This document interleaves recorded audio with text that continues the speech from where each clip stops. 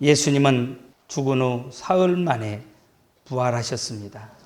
그분이 부활하시지 않으셨다면 기독교는 존재하지 않았을 것입니다. 이 지구상에 예수님을 믿는다고 고백하는 사람은 한 사람도 없었을 것입니다. 오늘날처럼 기독교가 이 세상을 바꾸어 놓지 못했을 것입니다. 정치, 경제, 사회, 문화 그 모든 부분에 예수님의 이름이 들어가는 곳마다 놀라운 생명의 역사가 일어나는 이유가 어디에 있습니까? 답은 한 가지입니다. 예수님이 부활하셨기 때문입니다. 예수님의 부활을 근거로 우리는 기독교만이 참 구원의 종교라고 주장하고 있는 것입니다. 요즘 많은 젊은이들과 지성인들이 다원주의를 좋아합니다. 기독교만이 참 구원의 진리라고 고집스럽게 주장하는 것을 아주 저들은 못마땅하게 여기고 있습니다. 그래서 이런 기독교를 향해서 저들은 이렇게 독소를 쏟아내고 있습니다. 오만하다, 고집스럽다, 독선적이다, 배타적이다, 영적인 독재다 등등 갖가지 언어 폭력으로 우리를 공격합니다. 그들은 또 말을 합니다. 세계 70억 인구가 3천여 개의 종교를 가지고 있는데 각각의 종교마다 진리가 있고 신이 있고 구원이 있는 법이다. 그러므로 우리는 서로 포용하고 상호 존중해야 된다. 이렇게 저들은 주장을 합니다. 굉장히 고상해 보입니다.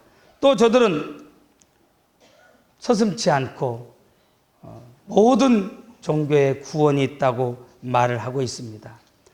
여러분, 안타까운 것은 우리 주변에 그들의 이 주장에 동조하는 사람들이 너무 많다고 하는 것입니다. 그들의 주장을 굉장히 높이 평가하고 있다고 하는 이 현실이 너무너무 안타깝습니다. 이것이 오늘날 다원주의를 쫓는 많은 젊은이들과 지성인들이 갖고 있는 그 생각의 흐름입니다. 그러나 우리는 경계해야 됩니다. 이런 주장은 다 기만에 지나지 않습니다. 먼저 지적하고 싶은 것은 여러 가지가 있지만 시간상 한 가지만 말씀을 드려요. 여러분이 순금 반지를 가지고 있습니다. 99.999%의 순금 반지입니다. 그런데 제가 길을 가다가 거리에서 반지 하나를 샀습니다.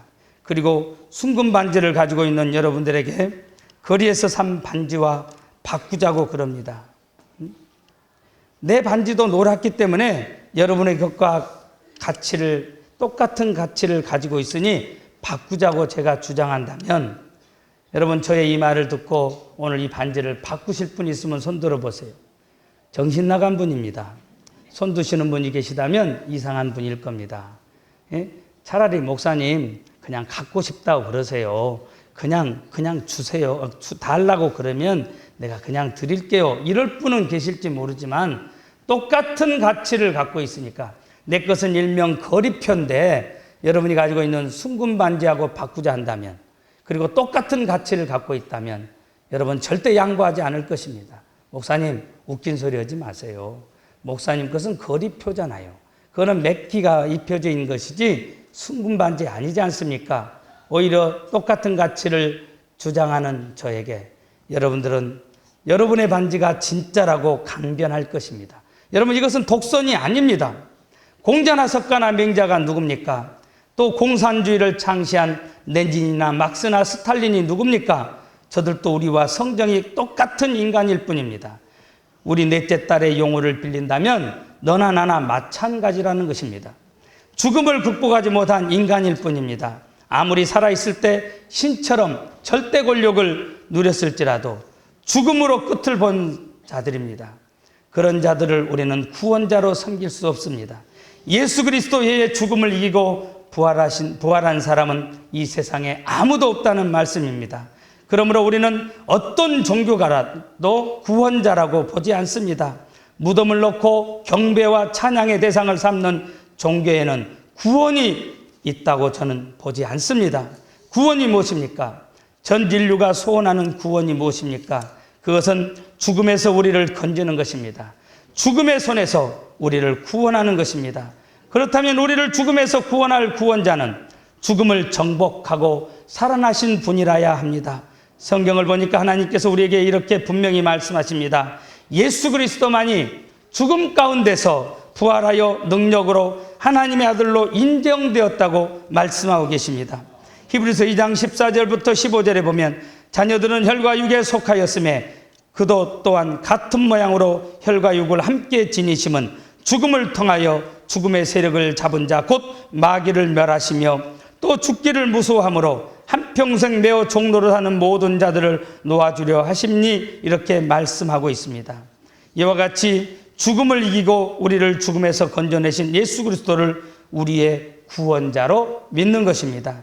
이 예수 그리스도를 소개하고 전파하는 기독교만이 참 진리요 참 구원의 길입니다. 그러므로 예수 그리스도의 부활은 너무도 중요합니다. 저는 부활주의를 맞아 세 가지를 다시금 다짐하는 저와 여러분이 되어지길 원합니다. 따라서 하세요. 예수님의 부활을 철저하게 믿읍시다. 예수님의 부활을 증거합시다. 담대하게 전합시다. 부활하신 주님과 날마다 동행합시다. 오늘 저는 이 세 가지를 간단 말씀을 드리려고 합니다. 예수님의 부활하심을 철저하게 믿을 수 있길 바랍니다. 주일날 온군 각지에서 교회로 모여 하나님 앞에 정성스럽게 예배를 드리는 성도들 가운데 예수님의 부활을 믿지 않는 사람은 아마도 한 사람도 없을 겁니다. 이곳에 적어도 나오신 여러분들은 다 예수님의 부활을 믿을 것입니다. 그러나 좀 더 깊이 들어가 보면 마음이 아닌 머리로만 믿는 사람들이 많다는 게 우리의 문제입니다. 교리로서는 예수님의 부활을 버젓이 고백하지만 그 고백이 그 사람의 삶과 생각과 인격을 좌우할 만큼 능력 있는 그런 고백이 되지 못하더라는 것입니다. 그래서 믿는 것 가운데 사실은 여러분 믿는 것 같은데 믿지 않는 사람들이 많습니다. 만일 이런 사람들이 이 자리에 계시다면 이 시간 마음속에 숨어있는 의심을 씻어버리는 그런 시간이 되어지길 바랍니다. 예수님 부활하셨습니다. 우리는 부활의 확실한 증거를 가지고 있습니다. 그 증거를 말씀드립니다. 첫 번째는 오늘 본문에 있듯이 부활을 목격한 사람들이 많다는 것입니다. 바울은 여기에 대해서 예수님의 부활을 목격한 사람들을 오늘 본문에서 쭉 열거했습니다. 예수님의 부활은 어느 한 사람의 환상이나 환청에 관한 헛소문을 퍼뜨린 게 아니에요. 한 장소에서 있었던 사람들이 똑같은 말을 한다면 환청을 또 환상을 볼 수 있다고 이렇게 말할 수도 있습니다. 여러분 그러나 그렇지 않습니다. 예수님의 부활은 역사적인 증언을 토대로 한 사실입니다. 예수님은 부활 후 11번 제자들에게 나타나 보이시고 그들과 같이 지내셨습니다. 그 때와 장소와 상황과 만난 인물들이 다양합니다. 그래서 그것은 환시나 환상이나 환각 같은 것일 수가 없다고 하는 것입니다. 엠마오 도상으로 가는 두 제자, 성경은 글로바와 그의 친구, 한 사람의 이름은 말하고 있지 않습니다. 그 친구에게 나타나셨습니다. 여러분 의심 많던 도마에게도 나타나셨습니다. 도마가 예수님의 상처를 보고 나의 주, 나의 하나님, my Lord, my God 이렇게 고백을 했습니다. 바울의 증언에 의하면 오늘 500명 이상의 형제들에게 나타나셨습니다. 바울 자신도 부활하신 주님을 만났습니다. 예수님은 그가 몸으로 부활하셨음을 입증하기 위해서 생선을 잡수시기도 했고 그를 만져보라고도 하셨습니다. 부활을 목격한 사람들이 우리의 증인입니다. 두 번째, 제자들의 생활에 극적인 변화가 일어났다고 하는 것입니다. 예루살렘 어느 구석진 골방에 제자들이 둘러앉아 있었습니다. 예루살렘 시내에는 곧이어서 예수님의 제자들을 대량 체포할 것이라고 하는 그런 유언비어가 나돌고 있었기 때문에 공포 분위기였습니다. 겁에 질린 제자들은 골방에 둘러앉아서 시리와 두려움에 빠져 숨조차 크게 쉴 수가 없었습니다. 그야말로 공포에 질식되어 가고 있었습니다. 그러한 그들에게 부활하신 예수님은 찾아오셨습니다. 예수님이 부활하시기 전 우리가 잘 알듯이 베드로는 누굽니까? 예수님을 3번이나 부인한 사람이에요. 그것도 계집종 앞에서. 세 번째는 저주하면서 예수님을 부인했던 사람이 베드로입니다. 그 알량한 목숨을 부지하기 위해서 그렇게 따랐고 섬겼던 예수님을 그는 부인을 했습니다.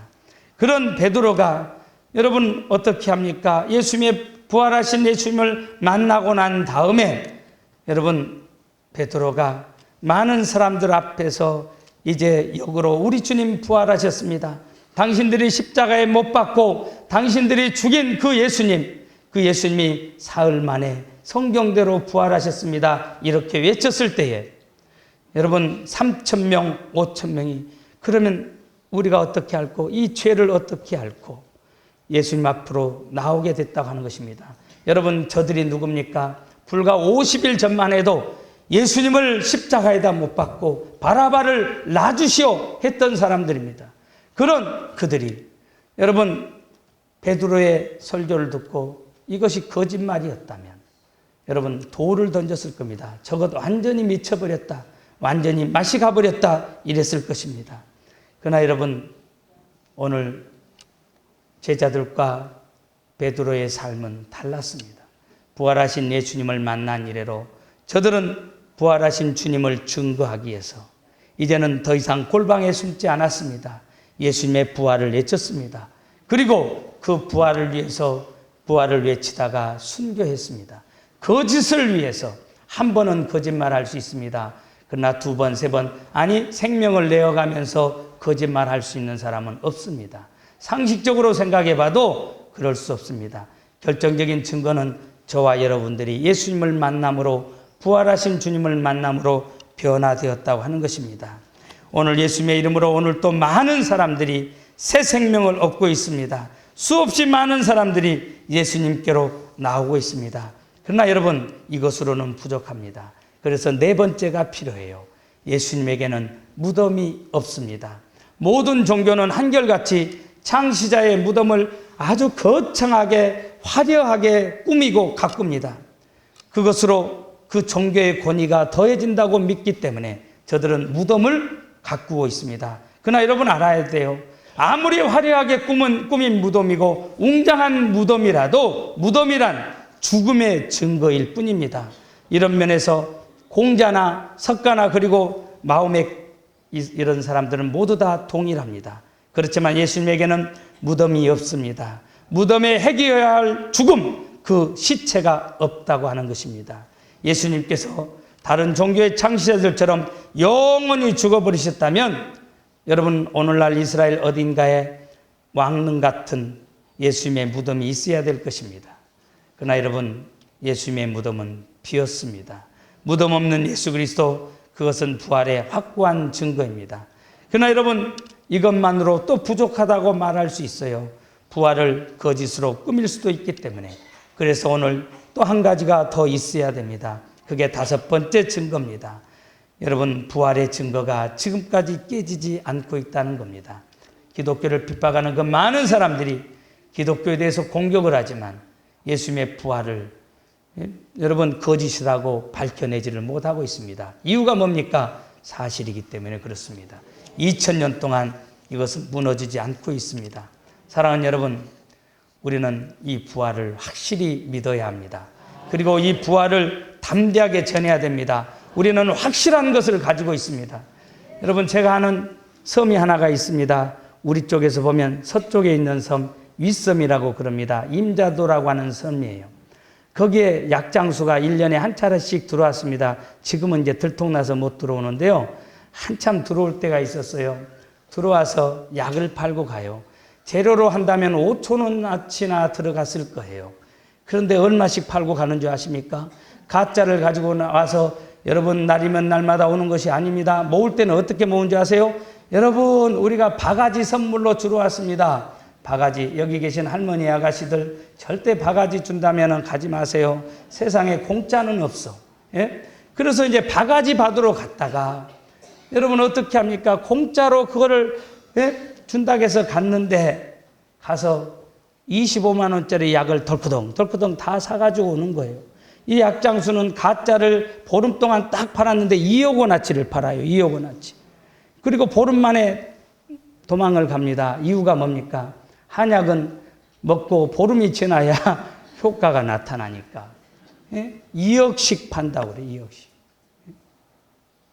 여러분, 가짜도 이걸 어떻게 포장을 했든지 무릎 아픈 사람은 저 약만 먹으면 무릎 관절이 나을 것 같고, 허리 아픈 사람은 저 약만 먹으면 허리에 통증이 가실 것 같고, 위장이 나쁜 사람은 위가 나을 것 같고, 간이 부은 사람은 간이 오므라들 것 같고, 여러분, 그래서 그 약을 산다는 거예요.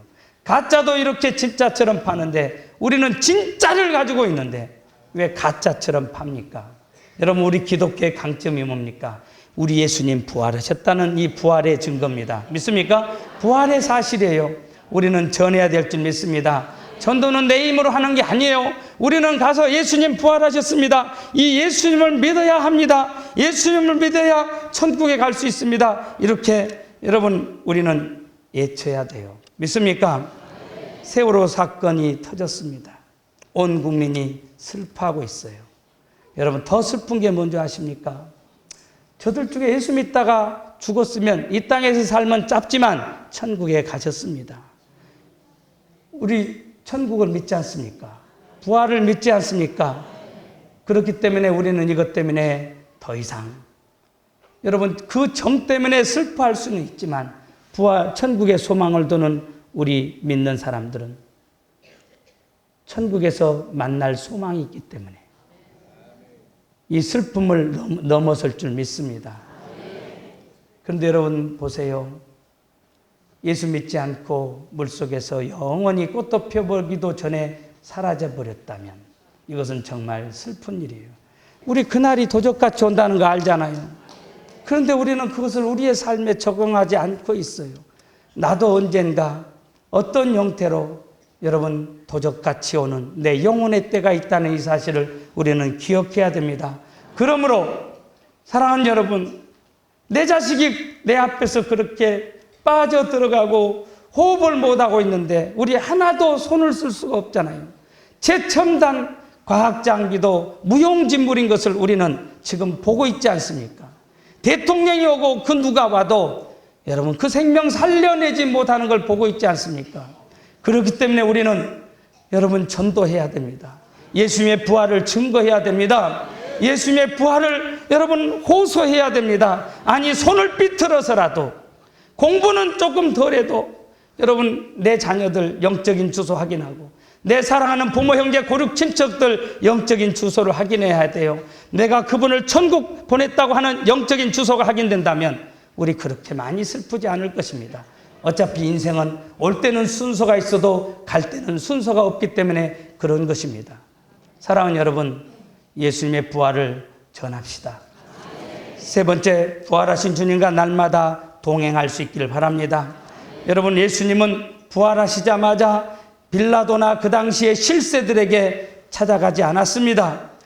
자신의 승리를 선포하기 위해서 저 꼭대기에 올라가시지 않으셨습니다. 예수님은 부활하시자마자 제일 먼저 막달라 마리아를 만나 주셨습니다. 소망을 잃고 슬퍼하며 눈물 흘리고 있는 이 초라한 여인, 그 여인을 만나셔서 왜 우느냐고 물으셨습니다. 막달라의 눈물을 보신 주님, 그분이 바로 부활하신 주님이십니다. 부활의 주님은 여러분 문을 걸어 잠그고 눈물 흘며 통곡하고 있는 제자들을 찾아오셨습니다. 두문불출하고 소망 없이 하루를 보내는 제자들을 찾으셔서 너희에게 평안이 있을지어다. 여러분, 예수님을 3번이나 부인하고 도망치다시피 한 베드로, 그렇지만 주님은 그 베드로를 다시 일으켜 주셨습니다. 쓰라린 기억들을 치료해 주셨습니다. 그를 끌어안아 주셨습니다. 그리고 네가 나를 사랑하느냐? 네가 나를 사랑하느냐 물으십니다. 여러분, 우리말로는 네가 나를 사랑하느냐이지만 헬라어 성경에 보면 이렇게 묻습니다. 베드로야, 에고 아가파스 메. 네가 나를 하나님의 사랑으로, 네가 말했던 내 목숨이라도 태워놓고 내가 주님을 사랑하겠습니다, 이 사랑으로 사랑할 수 있느냐 물으시는 겁니다. 베드로는요 그렇게 말하지 못합니다. 주님 아시잖아요. 우리 성경은 이렇게 되어 있지만 호티 필레이스 세, 주님 나는 하나님의 사랑으로 못 사랑해요. 친구 간에 하는 사랑으로밖에는 사랑할 수 없습니다. 이렇게 말합니다. 그러자 예수님께서 다시 또 묻습니다. 베드로야 아가파스메, 네가 나를 하나님의 사랑으로 사랑하느냐? 여러분, 베드로는 괴롭죠. 주님, 못 사랑한다니까요. 여러분, 베드로가 이런 실패를 통해서 그가 사람이 된 거예요. 만약에 그 전에 베드로였다면 당근이죠. 내가 예수님을 목숨을 10개라도 태놓고 사랑할 수 있습니다. 이렇게 말했을 것입니다. 그러나 베드로는 그렇게 대답할 수가 없었어요. 그런 베드로를 향해서 마지막으로 예수님께서 이렇게 묻습니다. 호티 필레이스 메 친구 간에 하는 사랑으로라도 네가 나를 사랑해 줄 수 있느냐? 이렇게 묻습니다. 그때 베드로가 주님, 내가 친구 간에 하는 사랑으로밖에는 못 사랑합니다. 이렇게 대답을 하지만 그 말꼬리가 흐려져 버린 겁니다. 생각해 보니까 친구 간에 하는 사랑으로도 못해. 친구를 위하여 생명을 내어주는 사랑이 정말 큰 사랑인데 자기 자신을 돌아보니까 여러분 그렇게 못하는 겁니다. 그런 베드로를 베드로야, 내 양을 먹이라, 내 양을 치라, 내 양을 먹이라. 이제는 전도자의 사명이 아니라 사역자의 사명, 양육자의 사명, 그 전보다도 큰 사명을 맡겨주십니다. 사랑하는 여러분, 우리가 막달라 마리아였습니다. 우리가 베드로였습니다. 우리가 제자들이었어요. 그런 저와 여러분들을 찾아오셨습니다. 그분이 저와 여러분과 동행하시길 원하십니다. 오늘 그 주님과 동행할 수 있기를 바랍니다. 그래서 우리에게 맡겨주신 사명을 잘 감당할 수 있길 바랍니다. 무겁게 시작한 부활주일입니다. 아까도 말씀드렸어요. 올해 한국교회에는 부활의 기쁨이 허락되지 않은 것 같습니다. 세상은 아직도 어둠에 휩싸여 있고 우리 주변에 우상 숭배로 넘쳐나고 있습니다. 예기치 않은 사고로 소중한 생명들이 사라지고 국민들은 깊은 절망과 슬픔에 빠져 있습니다. 그래서 이 아침에 우리는 생명의 주님, 우리를 불쌍히 여겨 주시옵소서 이렇게 외칠 수밖에 없습니다. 사랑하는 여러분, 이제는 다 내려놓아야 됩니다. 공갈빵처럼 능력도 없이 허풍만 떨던 부활의 증인 타령 이제 그만해야 됩니다. 그리고 참회의 눈물로 부활의 주님 앞에 무릎을 꿇어야 됩니다. 주여, 우리 안에 부활의 감격과 기쁨이 없습니다. 주여, 우리 안에 부활의 능력이 없습니다. 이 가식과 거짓 그리고 형식화된 신앙 안에 생명성이 없음을 고백해야 됩니다. 저는 신문을 보다가 제가 글을 하나 쓰고 싶었는데 시인이면서 존경하는 목사님이신 고훈 목사님이 이런 글을 남겨놓은 것을 보고 내가 오늘 이 설교의 결론으로 마지막으로 말씀을 드려야겠다 해서 옮겨왔습니다. 그분의 시는 이렇게 되어 있습니다. 세월호야 세월호야 그토록 화려함과 광대함을 자랑하더니 설레임과 기대감으로 수학여행의 기쁨을 이기지 못하던 우리의 아들, 딸들을 싣고 가는 날 어찌하여 하필 너의 바다 위에서 자초했느냐. 바다야, 차디찬 진도 바다야. 그렇게 좋은 날 아무 죄 없는 순결한 우리 아들, 딸들에게 어찌하여 숨 막히도록 물을 먹였느냐. 아직 꽃망울 피지도 못했는데 선장이여 일부 승무원이여 침몰 전 남은 시간 목숨 걸고 최선을 다하였다면 대피시키기 위해 그렇게 모자란 시간이 아닌데 승객은 움직이지 말고 가만히 있으라고 말하고 당신들은 급히 탈출하여 살아 돌아오고 어찌하여 우리 아들, 딸들은 가두어 놓았는가. 언니는 왜 구명조끼 안 입고 우리 학생들만 입히나요? 승무원은 맨 마지막이다. 너희들은 빨리 탈출해라. 사명 다하고 자신을 희생한 22살 소녀가장 승무원. 커튼 줄 묶고 20명을 구조하고 더 많은 생명 구조 못한 것 가슴치며 저렇게 우는 중년의 탑승객. 교회여, 한국교회여, 진보와 보수의 무덤에서 나오라. 오만과 편견과 안일과 절망의 늪에서 나오라. 예루살렘 망대가 무너져 18명의 희생됨을 보며 그들이 우리보다 죄가 많아서가 아니다. 너희가 그것을 보고 회개하지 않는다면 그와 같이 되리란 말씀을 어찌 모르는가. 어찌하여 나사로야 나오너라 요나를 토해내라는 기도의 능력은 역사하지 않았는가. 친구야, 진짜 내가 잘못했다. 용서해라. 사랑한다. 엄마 말을 못할까봐 미리 말하는 거야. 엄마 사랑해. 물이 들어와요. 물이 선실에 차오른다. 우리 아들 딸들이 죽음 앞에서 이렇게 절규하는데 엄마 아빠들은 오열하며 쓰러지고 기절하고 있는데 하나님 나 데려가고 내 아들 딸을 살려달라고 저렇게 피를 토하는데 엘리 엘리 라마 사박다니 나의 하나님 어찌하여 우리 청소년을 버리시나이까. 생명이요 부활이신 주여 생존자는 살아 돌아오게 하시고 잠자는 자는 부활로 돌아오게 하소서. 여러분 오늘 이 말씀 중에 한 교회여 한국 교회여 진보와 보수의 무덤에서 나오라. 오만과 편견과 안일과 절망의 늪에서 나오라. 예루살렘 망대가 무너져 18명의 희생됨을 보며 그들이 우리보다 죄가 많아서가 아니다.